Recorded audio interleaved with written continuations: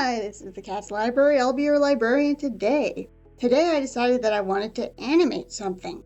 This is sort of an established series, so I'm not completely putting off my responsibilities. Roadrunner video next, I promise. Engage speed paint.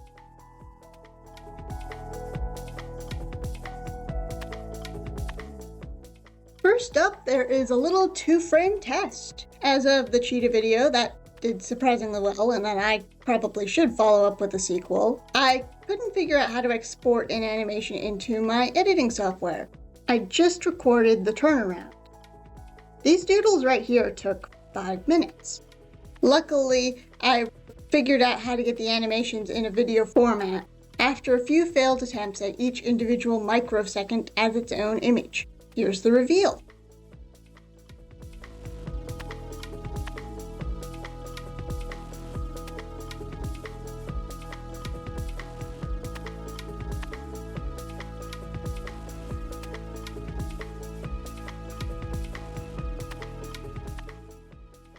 Okay, on to the first animation after the test. Since I don't really animate that often, this took longer than I expected. Most of that was fixing mistakes that I'd already made.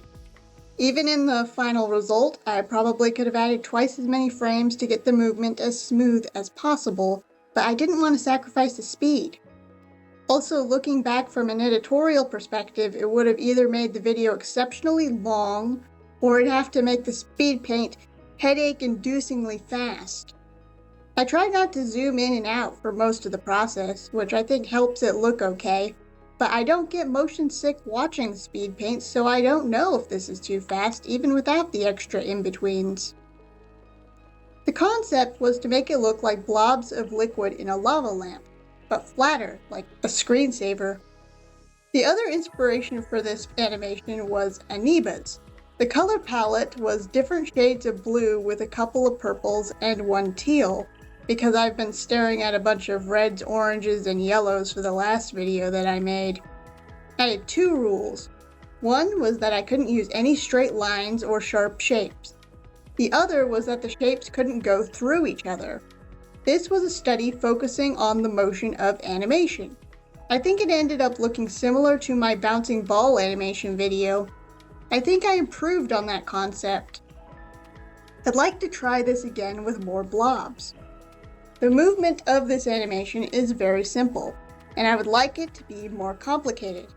However, this was still difficult for me as a beginner to get looking the way that I wanted it. Individually drawing these shapes was easy, but putting them into motion was hard. I probably could have figured out a way to make everything much more elaborate, but it would have taken much longer. As I went along, I realized that I had neglected adding interesting negative space to some of the keyframes and had to work around that. I also realized halfway through the process that I was adding the background dark purple color to every frame, instead of consistently putting it on its own layer. I did not fix this. I don't remember why I didn't fix this instead of wasting time fill bucketing in the background every time. I guess I don't remember whether or not I could do that in Photoshop, even though my plan for the next animation was reliant on an unchanging background element. So that's something that I learned the hard way. I also learned that I need to double check the opacity layer of the image I am using my base color picking off of, or else the colors won't be right, and I'll have to recolor everything.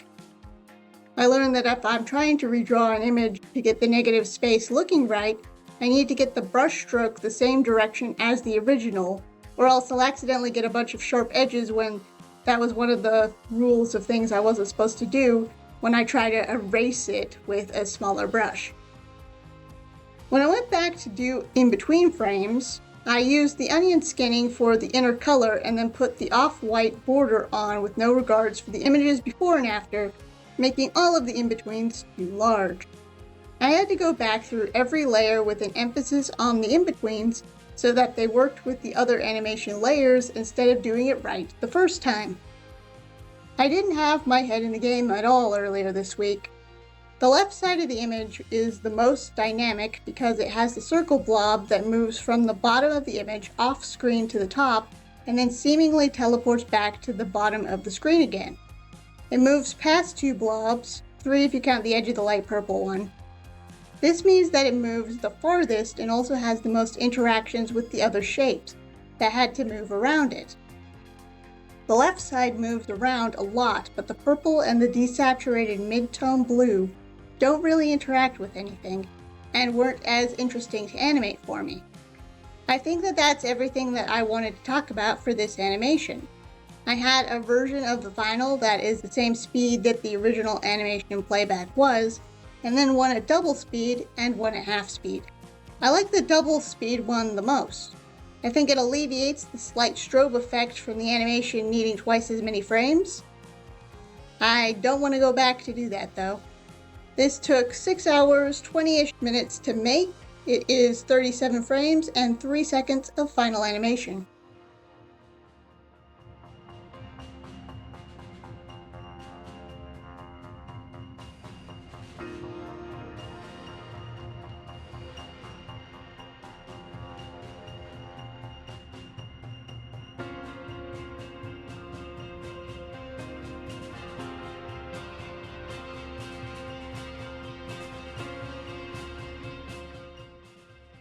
While editing, I realized that if I wanted this footage to be at a good speed, then I'd need an extra minute for it, and I had not prepared any audio for that.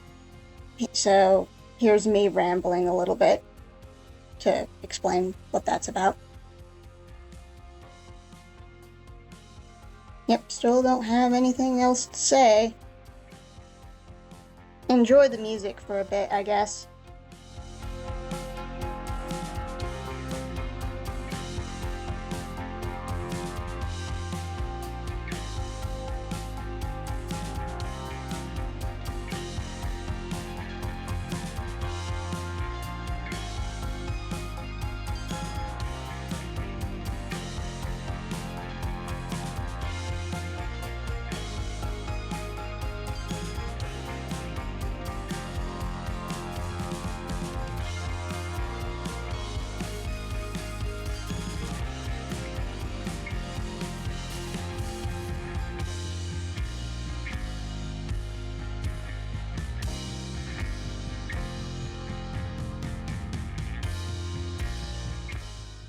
Now I had a specific idea in mind for this next animation.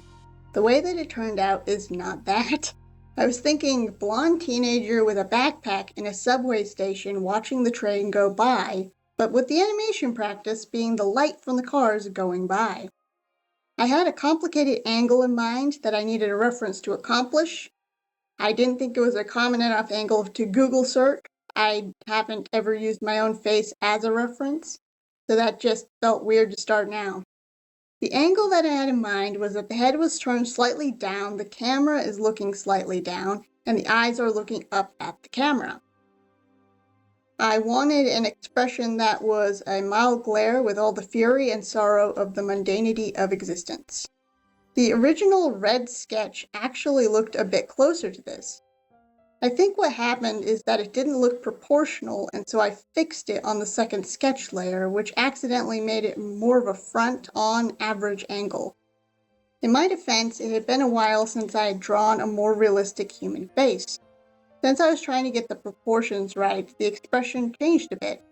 Neither sketches had the exact face that I wanted. I tweaked the eyebrows a bit, but she looked just plain sad instead of the more nuanced expression that I had originally intended, that had a tinge of anger to it. The nose ended up the way that I wanted though. I guess I changed the hair to brown because nothing else was turning out like the original concept. With the light, I wanted a light layer that would show the forms of the face. This was the forms of the face study as well. This is probably more of a compositing challenge than an animation challenge. I settled on a hard mix layer so that the walls and the hair would show up differently without me having to go back in and color the things that I wanted lighter than the rest of the light. The hard mix layer didn't have the two-tone quality that I needed if I tried to put on an additional darkness layer, and so our girl here has a random purple light shining in her face while she stands in a mostly normal flat lighting. Logistically, this makes no sense and is sort of weird. It looks pretty though, and apparently if something looks pretty, then it's good. This was a rush job since I thought that the video would be too boring with just the blobs. From an animation perspective, this was much easier. I thought it would be difficult, but apparently light is more forgiving than blobs. One of the reasons that I challenged myself to draw her face completely symmetrically was so that I could copy and paste half of the animation. I wasn't sure how exactly I was going to flip it, but I didn't end up going with that. I drew the light wrapping around the form, which meant that the light curled and hit the top of the head and the chin before it hit the nose. And so I decided to keep going, especially since the light can move much faster than I was expecting. If you really look at it, the motion slows down a bit when the light reaches the face, because I had more frames over the face that were closer together, and less frames farther apart on the wall. I'm still happy with this effect. This one was 2 hours and 8 minutes to make and is 33 frames. I may have rushed it a little bit so that it could get into the video.